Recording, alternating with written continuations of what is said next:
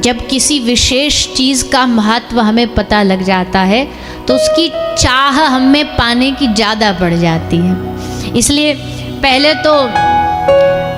पहले के ज़माने में तो प्रोडक्टों की ही एडवर्टाइजमेंट होती थी, आजकल तो भगवानों की भी एडवर्टाइजमेंट होने लगी है। कैसे बोले, मंदिर है तो सब मंदिर एक ही, पर जब जहाँ किसी को ये पता लग जाए उसकी महिमा के बारे में कि उस मंदिर में जाने से ये हो जाता है, वहाँ जाओगे वहाँ बेटा पुत्र प्राप्ति हो जाती है, वहाँ जाने से नौकरी मिल जाती है, तो आदमी 1000 मंदिर छोड़ के वही मंदिर जाएगा, उसी मंदिर पर जाना उसे, क्योंकि उसे लगता वहाँ जाने से ये चीज़ प्राप्त होती है। इसके लिए हम वर्षों से आपके अहमदाबाद का उदाहरण देते आए, आज बड़ी खुशी है कि यहीं बैठ के देंगे इस बात का उदाहरण। पूछो क्या, पूछो ना। हमने सुना है, आपने भी सुना होगा, अहमदाबाद में एक हनुमान जी है जिनका नाम है वीज़ा हनुमान। अब हम और कहीं जाए ना जाए, वहाँ जरूर दर्शन करने जाएं, क्योंकि हमको बरसों से हमने बस सुना ही सुना इसके बारे में। क्या बोला कि गुजरात के लोगों को बड़ी इच्छा होती है विदेश जाने की, अमेरिका जाएंगे, विदेश में जाके रहेंगे। और पहले के ज़माने में तो ज्योतिषाचार्य जी जो होते थे ना, तो ज्योतिष में दो चार चीज़ बताते थे, मतलब पैसा कितना होगा, पत्नी कब होगी, पुत्र कब होगा। अब एक नई चीज़ ऐड हो गई है आज के ज़माने में, वो पहले नहीं थी, वो न्यू ऐड हुई है। क्या, विदेश यात्रा है कि नहीं भाग्य में। तो वो भी लोग हाथ में, वो हमारे पंडित जी बताओ विदेश यात्रा है कि नहीं है। तो बड़ी इच्छा है विदेश जाने की, अमेरिका जाने की। अमेरिका वाले भैया इतने महान है, ये किसी को वीज़ा ही नहीं देते, बड़ी मुश्किलों में अटका के रखते। तो जिनका वीज़ा रिजेक्ट हो जाता है तो फिर वो जाते हैं हनुमान जी के पास। अब ये गोस्वामी जी, हम सही बोल रहे हैं झूठ बोल रहे हैं? ये हमारे गोस्वामी जी हैं, हमारा वीज़ा यही लगवाते हैं, अहमदाबाद के ही हैं। सारा हमारा काम विदेश का यही देखते हैं। आप आज जाके गूगल में सर्च करना ना, ये थोड़ी हनुमान जी हैं।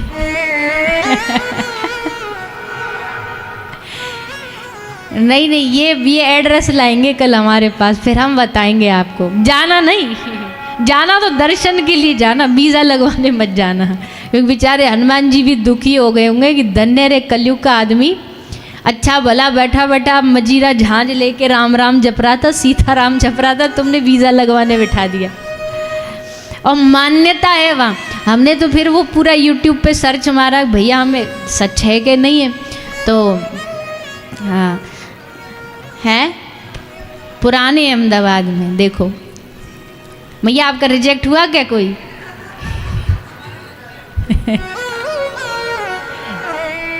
तो क्या मान्यता, बोले रिजेक्ट हो जाए एम्बेसी से आओ और जाके हनुमान जी को पासपोर्ट दिखा दो, हनुमान जी वीज़ा लगवा देंगे। बताओ लो। एक ऐसे ही साउथ में भी बालाजी हैं, वो भी वीज़ा ही लगवाते हैं। तो ऐसे तो हमने इतने चीज़ें। एक मध्य प्रदेश में गणेश जी हैं, उनका नाम है मोबाइल गणेश। वो जिसका फ़ोन ख़राब हो जाए तो वो कहते फ़ोन रिपेयरिंग वाले के पास ले जाने की ज़रूरत नहीं, गणपति जी के सामने 1 घंटा रख दो, 1 घंटा बाद उठाओ, ठीक हो जाएगा। अब बताओ, कलयुग में गणपति जी मोबाइल रिपेयर कर रहे हैं, इससे भयानक कलयुग और क्या होगा। हनुमान जी वीज़ा लगवा रहे हैं, ये रिपेयरिंग सेंटर खोले बैठे। आदमी ने अपनी इच्छाओं के लिए देवी देवताओं को भी लाइन में लगा दिया। इच्छा पूर्ण बालाजी, इच्छा पूर्ण हनुमान मंदिर, आदि आदि न जाने क्या। वो किस लिए करते हैं? हम इसलिए करते हैं कि ध्यान लोगों का आकर्षित हो और उस विशेष काम के लिए वो वहाँ पर जाए, दर्शन करने जाओ। अजी हनुमान जी के चरणों में दर्शन खूब करो, खूब प्रणाम करो, पर उनके चरणों में बैठ के क्या मांगना है? उनके चरणों में बैठ के मानना है, हे पवन पुत्र हनुमंत लाल, हे श्री बालाजी ऐसी कृपा करो हम पे, जैसे आपके हृदय में राम नाम बैठ गया है, विराज गया, आपके रोम रोम में राम नाम है, हम पर कृपा कर दो कि हमारे भी रोम रोम में राम नाम बस जाए। ये मांगो उनसे, ये प्रार्थना करो। जैसे गोस्वामी तुलसीदास जी ने कहा, हनुमान जी उनकी कथा में आते थे कोढ़ी बन के, श्री तुलसी बाबा ने पहचान लिया, जाके उनको छुआ तो हनुमान जी ने कहा, अरे भागो भागो दूर, तुम्हें दिखाई नहीं दे रहा, हमको कुष्ठ रोग है, हमारा रोग तुम्हें लग जाएगा।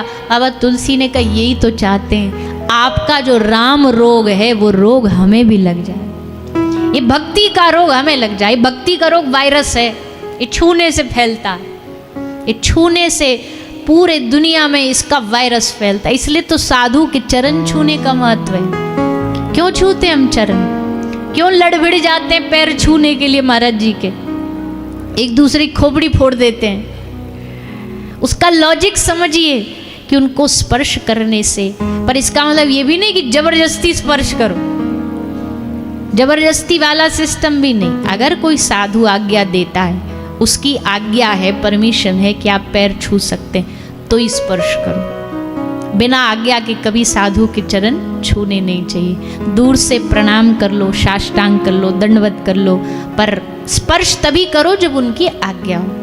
पर छूने का लाभ यही होता है कि ये वायरस है भैया, दुनिया में कोई इतना ताकतवर वायरस नहीं है जितना बड़ा तगड़ा शक्तिशाली वायरस भक्ति का वायरस है। धीरे धीरे एक दूसरे से चढ़ता है। आप घर में बैठ के भी कथा सुन सकते थे, आप घर में बैठ के YouTube पे, चैनल पे, कहीं भी बैठ के कथा सुन सकते हो, पर वहाँ में और यहाँ में जानते हो सबसे बड़ा फ़र्क क्या? भेद बहुत हैं, पर सबसे बड़ा भेद ये है कि वहाँ आपको केवल सत्संग सुनने को मिलेगा, पर यहाँ पता नहीं कौन सा विशेष भक्त वैष्णव कथा सुनने आया हो, और जब आप इस भीड़ में कहीं आते जाते प्रसाद की लाइन में लगे, गलती से भी अगर उससे टकरा जाओ, उसका स्पर्श हो जाए, या केवल उसकी दृष्टि भर आपके ऊपर पड़ जाए, उस भक्त का उसकी दृष्टि पड़ने से ही आपका पूरा जीवन बदल सकता है। यहाँ का लाभ ही है, यहाँ भक्तों का संग मिलता। घर में केवल सत्संग मिलेगा, यहाँ भक्तों का संग मिलेगा, भक्तों का दर्शन मिलेगा। भक्ति अपने आप नहीं आती है, भक्ति किसी के संग से ही आती है। माना कि हम में बहुत भाव नहीं है, हम में नरसिंह मेहता जी जैसी भक्ति नहीं है, हमें जलाराम बापा जैसा त्याग नहीं है, हमें मीराबाई जैसा अनुराग नहीं है, जो सारा कुछ छोड़ के, अपना जीवन का वैभव छोड़ के इस गुजरात में द्वारिकाधीश में आके समा गए।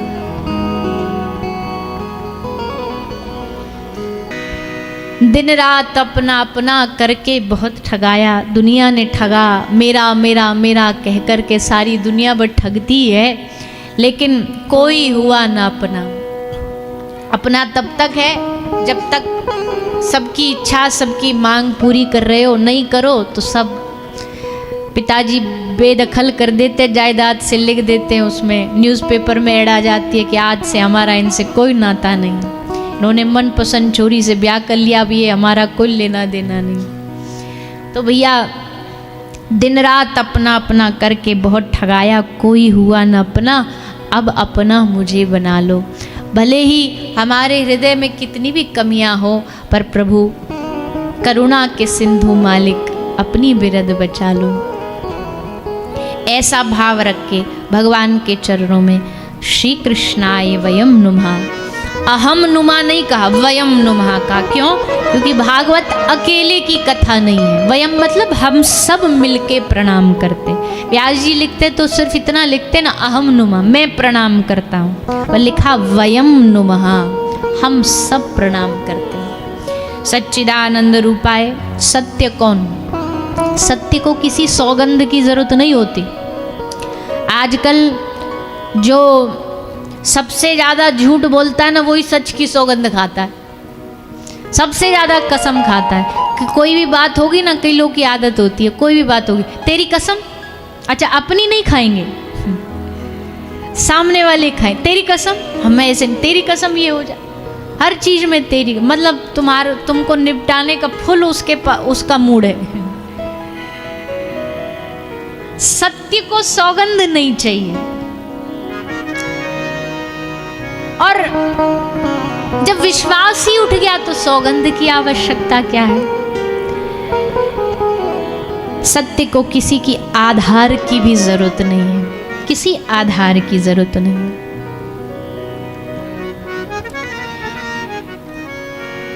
सत्य सत्य है,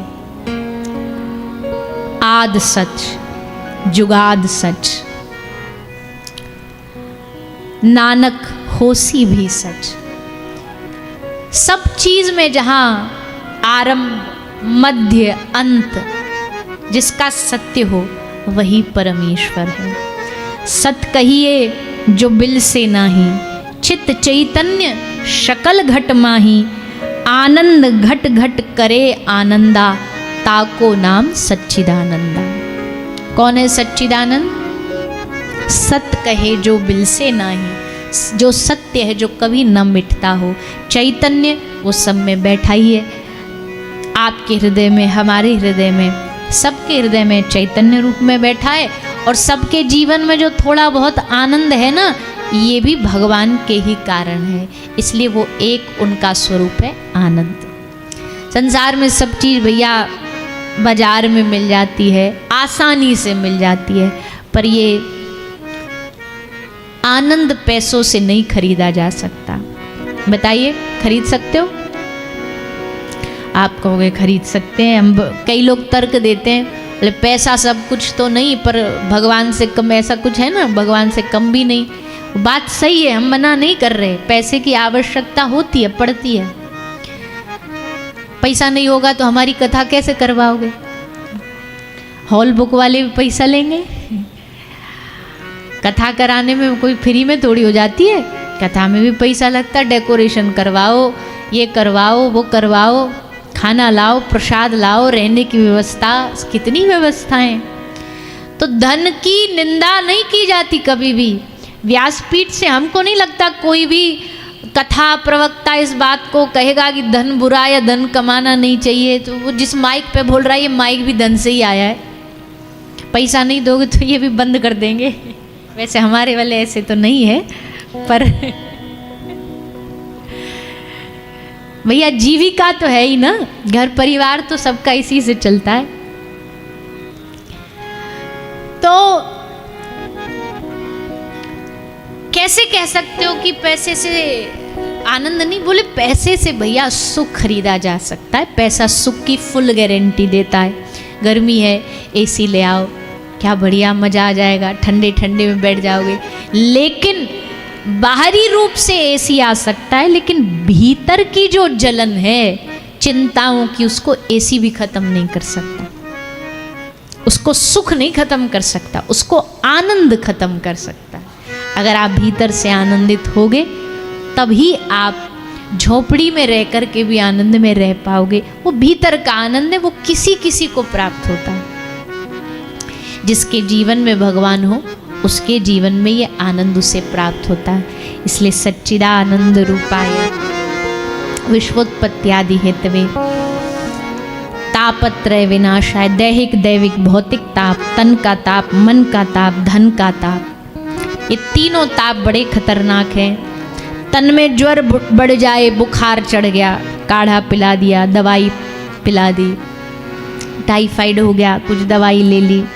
लेकिन कई ताप तन के होते हैं, लेकिन तन के तापों को मिटाया जा सकता है, पर उससे ज़्यादा खतरनाक है मन के ताप। मन पे अगर ज्वर चढ़ जाए, मन पे बुखार चढ़ जाए, मन पे ज्वर चढ़ने का मतलब है मन में अगर कोई ईर्ष्या का भाव आ जाए, द्वेष का भाव आ जाए, जेलसी आ जाए। अरे क्यों जल रहे हो? बोले पूछो नहीं, भीतर से अपने आप बैठे बैठे जलन हो रही। कई लोग किसी का चेहरा ही देख करके जलते रहते हैं। उनको जलने के लिए आग की जरूरत नहीं है, केवल चेहरा किसी का देखा जल उठे भीतर से। ये कैसे यहाँ आ गया? देख करके हृदय में जल, ये मन का ज्वर है। और तन के ज्वर तो भैया मार्केट में डॉक्टर ठीक कर देते हैं, मन का ज्वर ठीक होना आसान नहीं है। मन का ज्वर कोई साधु ही ठीक कर सकता है, कोई संत ही ठीक कर सकता है। तो दैहिक दैविक भौतिक ये तीन प्रकार के ताप हैं, तीन प्रकार के दुख हैं। इन सब का निराकरण करने वाले भगवान हैं। ऐसे भगवान श्री कृष्णाय वयम नुमः। भगवान को प्रणाम किया। आगे नैमिषे निमिषक्षेत्रे ऋषय सोनकादय सत्रम स्वर्गाय लोकाय सहस्त्र सममासत। एक समय की बात है, नैमिषारण्य में 88,000 ऋषि बैठे एकत्रित हुए। सबके मन में विचार आया, आज समय बिगड़ता जा रहा है, संसार में आगे कलयुग आएगा, कलयुग में और समय बिगड़ेगा, ऐसे समय में भगवत प्राप्ति कैसे की जाए। तो सब सौनकादि ऋषियों ने प्रश्न किया। काल व्याल मुखग्रास त्रास निर्नाश हेतवे संसार भयनाशनम। प्रभु आप हमें कोई ऐसी कथा सुनाइए जो हमको निर्भय बनाए, निडर बनाए। आज दुनिया में हर आदमी डरा हुआ है।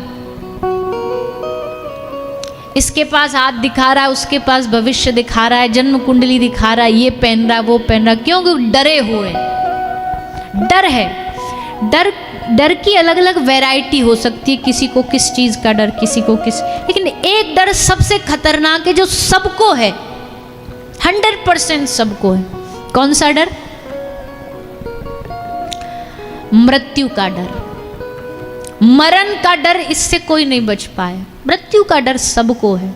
आज जरा सा कोई कुछ हो जाए, पता लग जाए हमारे शरीर को, जरा कोई अचानक ब्रेक भी लग जाए ना गाड़ी को, तो सबसे पहले दिल की धड़कन बढ़ती है कि अब गए, अब खत्म काम। काल व्याल मुखग्रास, ये डर सबसे भयानक है। और इस डर से निदान दिलाने के लिए कौन सी कथा सुने? तब सूत जी ने 88,000 ऋषियों को श्रीमद् भागवत कथा सुनाई। भागवत सुन के मृत्यु भाग जाती है? बोले बिल्कुल नहीं, पर भागवत कथा सुन के ये हमें अभयता प्रदान करती है। राजा परीक्षित ने भी ये कथा तब सुनी जब 7वें दिन उनकी मृत्यु आने वाली थी।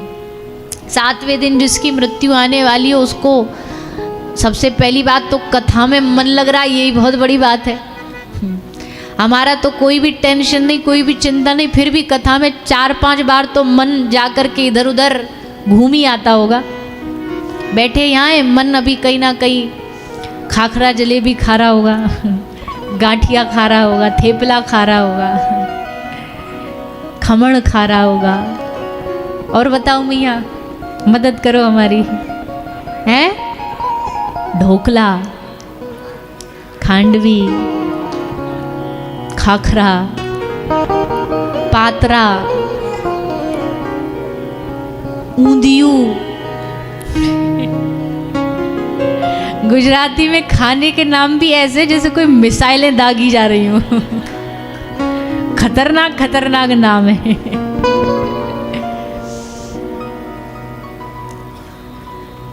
तो मन तो भैया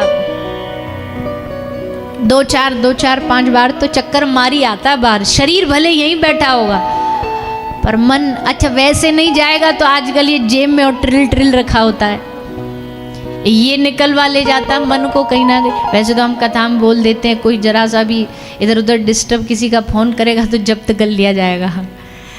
पर फिर भी बीच में कोई मैसेज आ गया, नेक्सा कोई वाइब्रेशन हो गई तो तुरंत देखते अच्छा क्या आया।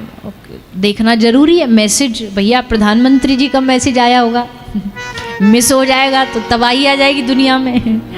आक्रमण ना कर दे पाकिस्तान, हम पे ही तो मैसेज आया है, इतना इम्पोर्टेंट मैसेज कैसे मिस कर देंगे। तो मन ना भी जाता तो आजकल ये बढ़िया सिस्टम है, ये ले जाता मन को बाहर। यहाँ बैठा बैठा सबरी दुनिया में घुमा लाएगा। बैठे यहाँ अहमदाबाद में, बैठे कथा में, और किसी विषय की चर्चा बाहर फोन में आ गई दूसरे देश की, मन वहाँ चला जाएगा। आज के ज़माने में मन को ठाकुर जी में लगाना आसान नहीं है। पहले जब तक ये नहीं था ना, तब तक फिर भी 1-8% थोड़ी सहूलियत थी। अब तो आप देखो, हम एक बात एक दिन कह रहे थे एक इंटरव्यू में कि जब हम फेसबुक खोलते हैं, इंस्टाग्राम खोलते हैं, उसकी रील चलती है। रील का ज़माना है ना, तो उसमें रील ऐसे उंगलियां चलती रहती है। अब जब एक रील आ रही होगी अहमदाबाद की, और रील ऐसा तो नहीं कि कोई आदमी उसको घंटे घंटे पर देखता हो, एक के बाद तुरंत 2 सेकंड 5 सेकंड के बाद फिर दूसरी आ जाती है। अब दूसरी कहाँ ले जाएगी? मथुरा में कल एक्सीडेंट हुआ, वहां ले गई।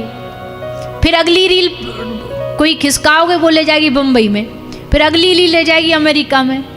ऐसे करते करते और नए नए विषय, यानी कि हमारे दिमाग को हर 20 सेकंड बाद एक नई कहानी मिल रही है। मतलब दिमाग चल नहीं रहा है, दिमाग भाग रहा, दौड़ रहा। 180 की स्पीड पे दौड़ना पड़ता है दिमाग को जब वो कोई सोशल मीडिया देख रहा होता। हम ऐसा नहीं कहते, हम नहीं चलाते, पर हम एक पूरे सबकी बात कर रहे हैं कि दिमाग कितना ज़्यादा भाग रहा है आज इस सोशल मीडिया के कारण। और जब भागता है, भागते भागते भागते, अब उसको थोड़ा तो आराम चाहिए, आराम मिलता नहीं है उसको, सत्संग मिलता नहीं, भजन मिलता नहीं, इसलिए मन बीमार हो जाता है। और मन की बीमारी को क्या बोलते? क्या बोलते? डॉक्टर तुरंत लिख देगा डिप्रेशन, एंजाइटी। आज तो जमाना ऐसा हो गया, डॉक्टर के पास खांसी की भी दवाई लेने जाओ ना तो पहले पूछेगा स्ट्रेस तो नहीं है। हमारे पाम में फ्रैक्चर हो गया था, मतलब अभी भी थोड़ी थोड़ी गड़बड़ तो है। अब पैर का फ्रैक्चर, हमको डॉक्टर कह रहा आपके दिमाग में कोई दिक्कत है। हमने कहा पाम का दिमाग से क्या लेना? बोला आप कुछ सोच रहे हो। मतलब सोचने से पैर के फ्रैक्चर का क्या लेना देना? बोले नहीं ये तभी ठीक नहीं हो रहा। हमने कहा हो गई। पर आजकल डॉक्टरों को भी पता है कि कुछ ना कुछ मन की टेंशन इंसान को बनी रहती है, चिंता बनी रहती है, मानसिक रोग बने रहते हैं। और तन के रोग तो फिर भी महीना 2 महीना कुछ इलाज के बाद ठीक हो जाएंगे, पर भैया मन का रोग बड़ा खतरनाक है। एक बार ये मन जो सोचना चालू कर दे, वो विचार इससे छूटते नहीं है, वो विचार इससे निकलते नहीं, घूमता रहेगा उन्हीं के आसपास, उन्हीं के इर्द गिर्द घूमता रहे। ऐसे समय में भगवान की प्राप्ति, भगवान को पाना, कल्याण का रास्ता, ये सब बड़ी भारी भारी बात लगती है। अब उनको आप वेदों की बात कह दो, बता दो कि भैया काम क्रोध लोभ मोह मद मत्सर सब छोड़ दो, त्याग दो, तो कहेगा अपनी भागवत आप अपने पास रखो। तुम काम क्रोध लोभ मोह की बात करते हो, छोड़ने की बात करते हो, हमसे एक सिगरेट नहीं छूटती, हमसे तंबाकू बीड़ी का नशा नहीं छूटता, हमसे चाय का नशा नहीं छूटता, तुम कह रहे हो घर छोड़ दो। फिर तो होली भक्ति, फिर तो होलिया वैराग। ऐसी कोई कथा सुनाइए। 88,000 ऋषियों ने प्रार्थना की, कलयुग का आदमी सहज भाव से अपना ग्रस्त जीवन जीते जी भी भगवान को प्राप्त कैसे कर सके। तब सूत जी महाराज ने भागवत की कथा सुनाई। इसमें सहजता क्या है? बोले भैया देखो, भागवत आपसे कुछ भी नहीं छुड़वाती है। भागवत आपको किसी बड़ी बड़ी विषयों को लेकर के आपसे कुछ मांगेगी नहीं, बस इतना कहेगी कि भैया आप जैसे हो, जैसा आपका जीवन चल रहा है, आप वन में रहो, जंगल में रहो, घर में रहो, महल में रहो, भगवान को याद करते रहो। उसकी याद दिलाना ही भागवत का मुख्य लक्ष्य है। इसी